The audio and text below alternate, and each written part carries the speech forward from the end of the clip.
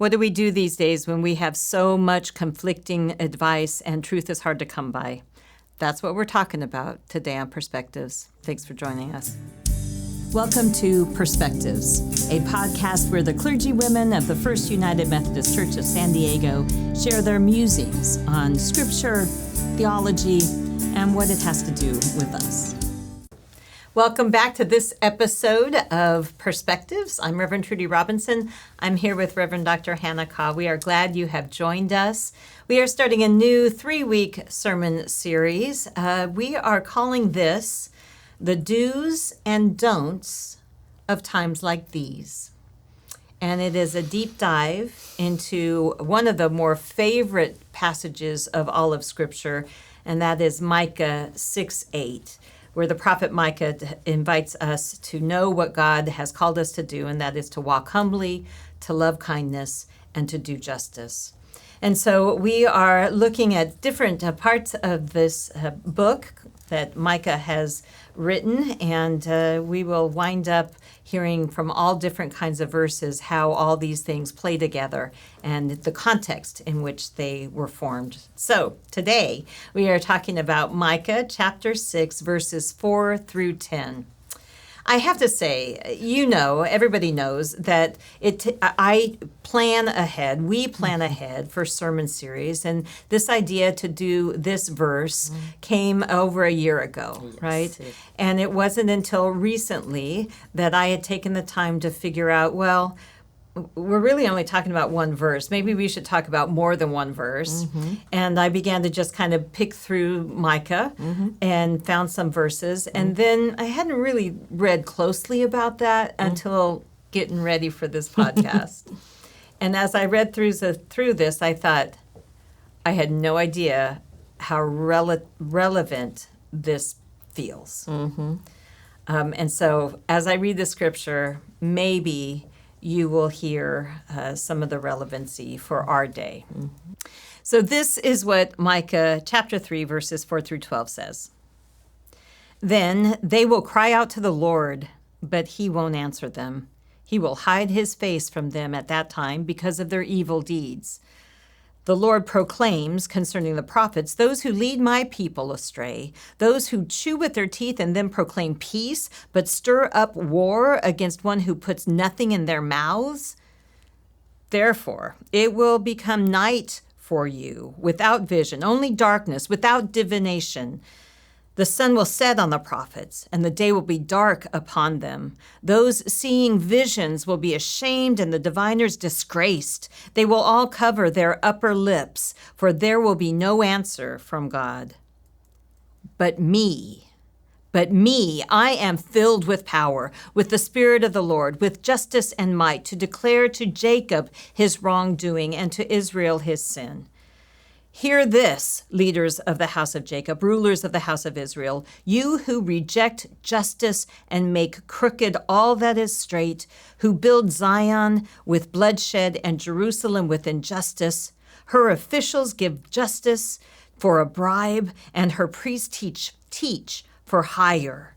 Her prophets offer divination for silver, yet they rely on God, saying, isn't the Lord in our midst? Evil won't come upon us.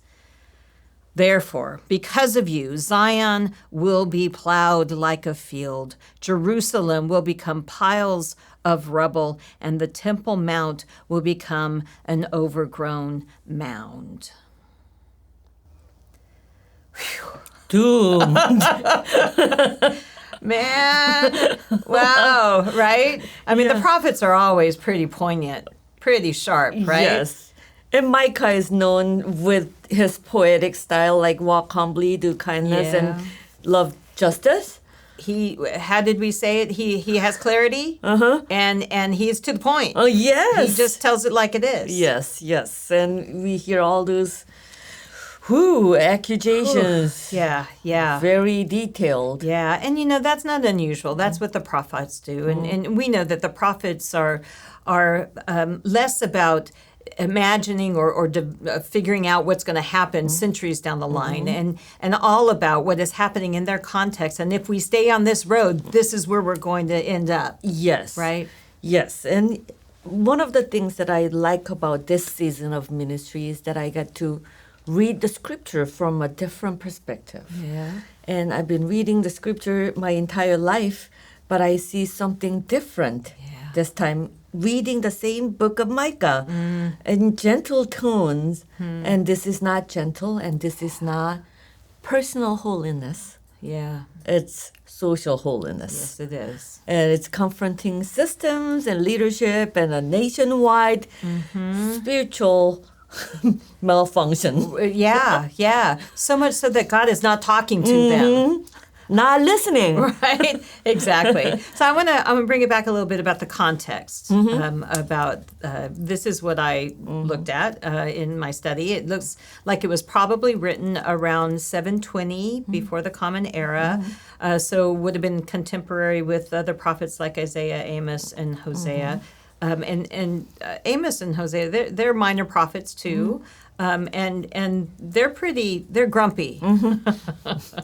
Things are not going well. In fact, in this time, and Micah, as a prophet, he would have seen the fall of Judah to the Assyrian Empire, and Judah would have become a vassal, so it would have been being able to use the land, but it wasn't their land, it belonged to the king, and so the king could impose all sorts of requirements or restrictions or taxes at a whim, just whenever. And this was the time when they saw massive immigration, they saw economic instability, social crisis, war, and conflicting prophetic messages. Oh. Right? Are you talking about now or Well, I tell you. See what I mean? Okay. Yeah. And so it has, and Micah is really addressing, who are you going to believe? That has been a problem in our culture for a while, right? Who do we believe? What's truth? What's lies? What do we do with somebody who says we should go down this way and somebody else who says we should go down that way? When they're in crisis, they're always bound to have conflicting messages, and we tend to gravitate towards something comforting, and easier. Yeah, you're right. And so in one more piece of context, the role of the prophet, we kind of heard glimpses of it here, but just to point it out clearly, they were advisors to the kings of the ancient Near East, diviners. I want to say diviners, but that's not how it is, diviners. Anyway, prophets, we'll just stick with that. And the religious leaders. The religious leaders. But they were tasked with guiding the king. Religion and politics were so intertwined. There was no distinction. And so the political leader needed to do what the God wanted to have done. And the prophets were the ones that would offer the oracle that said what you needed to be doing. So, right? And so most common, historically speaking, was the oracle of well-being. It was, you are blessed as our king. You are headed down the right path. You're doing everything right. Everything's going to be well. That's the most common oracle that we see historically. There might have been some who stood up to the king and said, no, you're doing it wrong, and most of them are recorded in Jerusalem or in Israel or Judah in our scriptures, not on other historical stuff, which makes sense. I mean, it is really hard to stand up to power. It is. And to give them bad news, to challenge anything. Right? And when you're in power, it's hard to hear those difficult messages. That's so right. It goes both ways. Yeah. It's hard to hear them. And there's this relationship where the prophets really depended on the royal court and the abundance therein for their livelihood. Must have been paid by them as well. Absolutely. Ooh, it sounds a little bit like church. I mean, when we think about, I think about this all the time when I preach. I don't know if you do. This might be a tangent, sorry. But, if I tell if I tell the congregation that you really gotta start doing this, because that is really not the right thing, and to try and kind of add any kind of correction or no matter how couched it is with encouragement, they are still the ones that need to hear it. And they may get mad and they may take their pledge and go somewhere else where they will hear that everything is just going fine. Yep. Right? Very true. And always think about how my voice would land in the heart of the audience. But we always balance that out. And I don't know about you. Well, I do know about you. I think we both, all of us, do a pretty good job of just reminding ourselves that it's not what we do it's not what the pastors do as opposed to what the congregation does, but it's all about what God does. And God is going to help us with what we need to be doing, even if it's hard. Yes. And even if it calls for us to do change. Yes. And will love us anyway. So really, what do we have to lose? Right? Yep. That's about clarity of calling. As a person, I want to be popular. I don't want to say bad things. But at night, God keeps calling me, saying, "What are you doing? Didn't I call you to do this work? What are you doing? Pleasing people? What are you doing? Compromising." So the clarity of calling sometimes makes me function differently than my personal inclinations. But I see that in Micah, even in a broader sense, that he speaks simple words, but with a clarity of calling. Right. And he names all those wrongdoings, not just of one person, but the entire society, religion, politics, and religious leaders, politicians, and all the leaders, the priests, everyone. Everyone had their values wrong. Everyone was engaging in stuff, and as a vassal state, or it was the complicity, right? It was the not voting, right? Or just saying, oh, it'll be fine. Not what does it matter if we just go and do what this king wants us to do? Thinking about all the prophets who Daniel, who fought against the king. It's interesting because really, why would Micah do that? If it wasn't, none of it is good news. None of it would make his life easier. That's right. It will give him lots of trouble. For saying these things against those who are in power. That's right. I have to confess, when I first read through this scripture, I had to chuckle because Micah is saying, "Oh, all of you prophets, you've got God angry. It's going to be quiet. You just done it so wrong, and you just gotta stop it. But me." I'm filled with power, so just listen to me. Yes, and I struggle with that because in the context of having one form of Christianity proclaim one message and another form proclaim a different one, and they're conflicting, right? They're conflicting. It is confusing. We're both reading the same scriptures? Why does this outcome occur and this one? And what can I believe? I can understand the people of the day. Yes. And also these voices, conflicting voices, would be offended by each other's voices. Absolutely. And dividing the society even further. That's right. And I enjoyed hearing your tone, but me! And he has strong confidence in what he has to deliver. And can you imagine yourself being in Micah's shoes? Oh my gosh. I'm pretty sure that his opinion was unpopular of his time. Mm-hmm. And he's making everyone an enemy of his. Right, right. And yet he's saying, I need to say this because it's not because of your payment, it's not because of your approval, it's not because of your influence over me, but the spirit, the justice and courage. All of those words he used in sharp contrast gives me that he was fully grounded in his calling.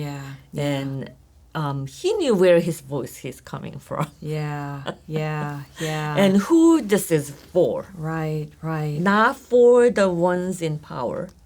But those people who would cry out to those in power but not heard. I do appreciate all that, and I appreciate the way in which you had mentioned something before we started taping about Micah probably being one who has been hurt by the system, right? And from that position, that's a different message. That's a different way of seeing things. He had nothing to lose. Well, he had everything to lose, right? And I think that's probably a good thing to remember, that if you're going to stand against the powers that be, it is probably because you have been crushed by it, and you know that that's not going to change. So why not? And for me, then, I think it's helpful when I'm looking at all the confusing messages out there as to which way we should go, what we should do, what our values ought to be, or whatever. It has to include the people whose voices aren't heard and who are being hurt by the systems. It's got to include that. And as someone who was hurt by the system, he might have been associating with a lot of other people who are hurt by the system, whose voices are muted and silenced. Right. But they resonate with each other, and he's speaking out of that communal experience. Look at all those splendors of Jerusalem. You're built on the blood. You're built upon the sacrifice of those people. You abused and misused with your power. If you weren't listening to their voices, God is not going to listen to your voice. God is going to be silenced. We're having the conversation about the landscape of the white church and the American nation.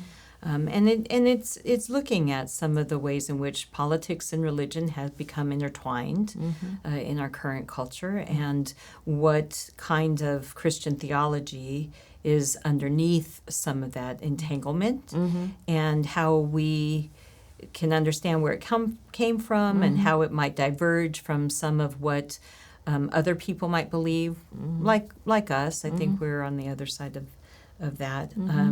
I'm grateful for that conversation, but I keep thinking about Micah and how it relates to this. And I know that I have, I have I have a sense of clarity that, I'm right. You're honest. Well, I think we all do. And that's the part that really gets me, though. I really do believe everybody thinks they're right. Yes. On both sides, right?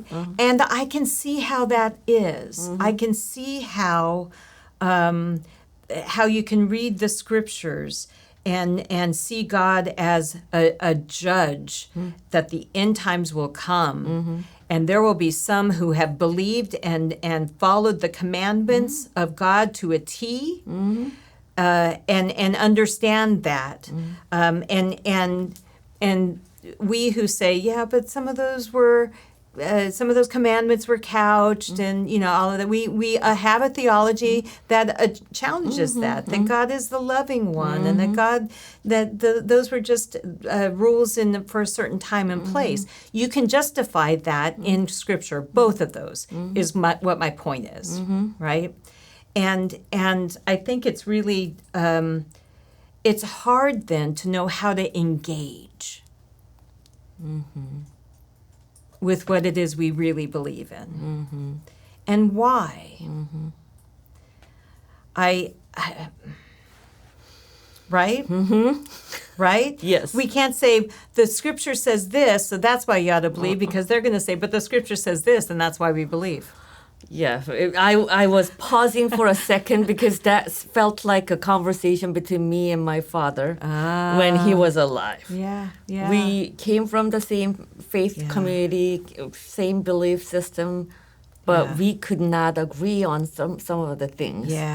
And could not get to any conclusion about the current issues. And I would say he used to have a lot more words to say, but I have to say from the book of Micah to the work of Jesus. There's something about the religion or using the voice of God for the powerful. Right. Oh, yeah. And God was always advocating for those who were silenced and didn't, without power, and the minority voices. So at least I asked my father, don't you have to question yourself when you're agreeing with those in power? And have to have some critical lens on yourself. Okay, there you go. I came across Dorothy Sowell. Do you know?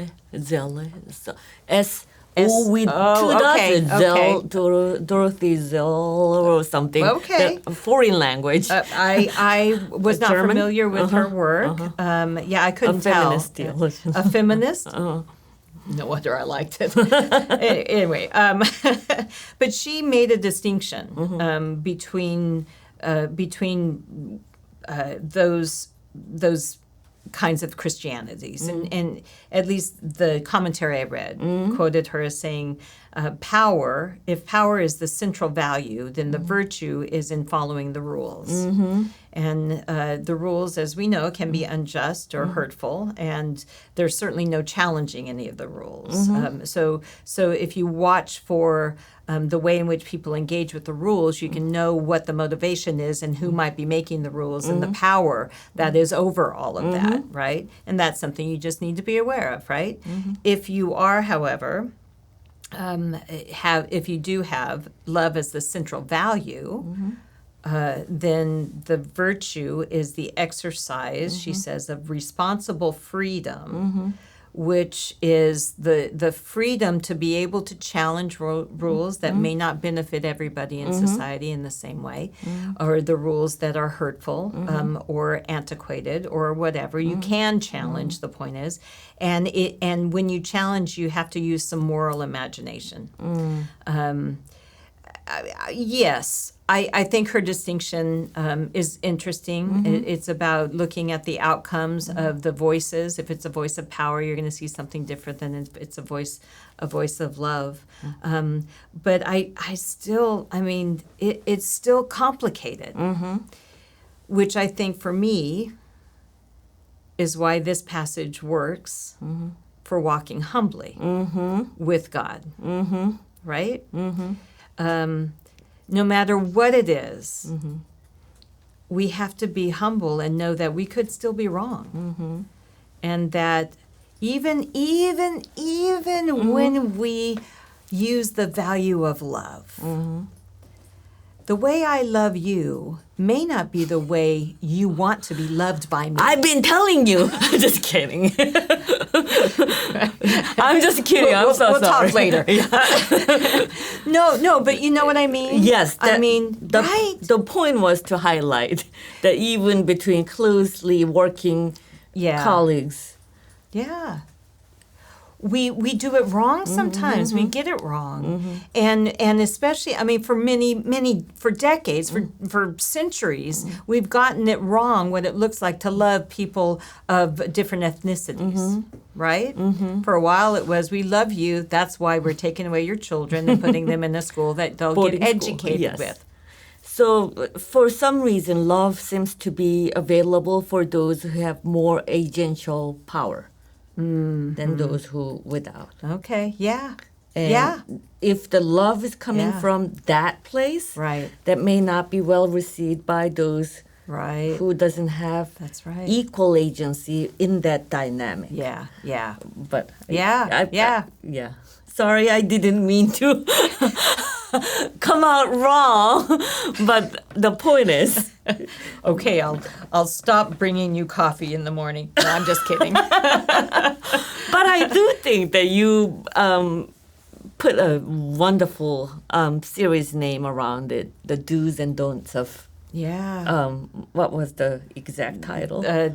What did I say? Times like these. Uh-huh. The do's and don'ts of times like these. Yes, Micah was very clear on those don'ts. Yeah, he was. And those do's. Yeah, Walk he was very humbly. clear. This has been enlightening for me. I mean, I really love your brilliant mind to be able to kind of help me, really find those fine lines that separate us from others and have a better understanding of why that separation is there. That's been a helpful thing. Yes, and I do appreciate your invitation to all of us to read the scripture in a way that I'm reading it right now. And Good. that's forming my identity as I, Thank grow. you. Oh, along the look way. at that. A little bit of love flowing back and forth here. No, that lots works of for me. Does love. that work for you? Yes. Okay. Oh gosh, I'll be in big trouble. Just kidding. I would lose my sleep. Just kidding. Yes. Good I stuff. enjoy having this conversation around those topics, and Yeah. Oh, yeah. and I believe that God will be pleased with our conversation as well. I sure hope so. Yeah. I also kind of hope and believe that God honors good intentions. Mm-hmm. Yeah. They have to be intentions that, if ever pointed out that they aren't good, need to be reckoned with. They can't be intentions that we have ignored all the challenge to those intentions. But, Yes. Good intentions count. Anyway, we could keep going. Yeah, we I could know, talk I know. forever. I will be But quiet. I'll shut up and sorry. I'll be quiet and wrapping up and offer our conversation questions. Where have you seen gifts used with integrity, even when it costs something?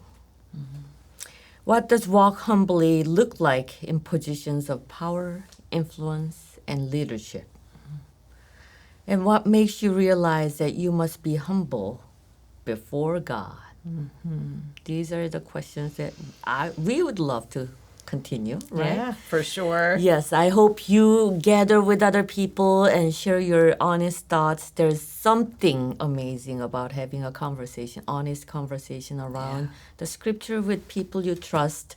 So hope you enjoy your conversations, and thanks for listening, and we'll see you or connect with you next time. Sounds good. Thank you. Bye. Bye. This is a production of First United Methodist Church of San Diego.